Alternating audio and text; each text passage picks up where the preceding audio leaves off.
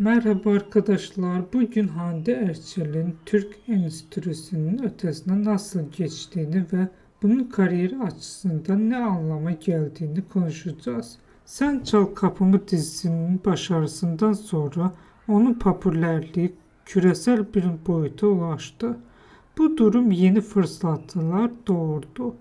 Uluslararası projelerde yer alma, yabancı markalarla işbirlikleri ve farklı ülkelerden yapımların ilgisi. Bu arada artık uluslararası bir ekiple çalışıyor.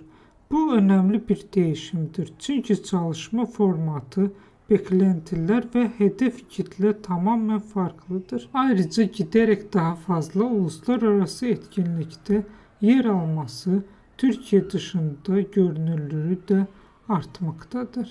Ancak küresel seviyeye çıkış hızlı gerçekleşen bir süreç değildir.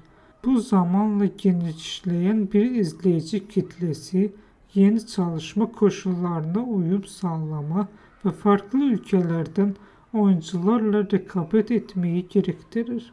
Bu açıdan bakıldığında onun stratejisi oldukça istikrarlı görünmektedir. Ani sıçramalar yerine adım adım güçlenen bir kariyer yapısı tercih etmektedir. Eğer bu süreç aynı şekilde devam ederse gelecekte adının küresel ölçekte daha geniş bir tanınırlığa ulaşması beklenebilir.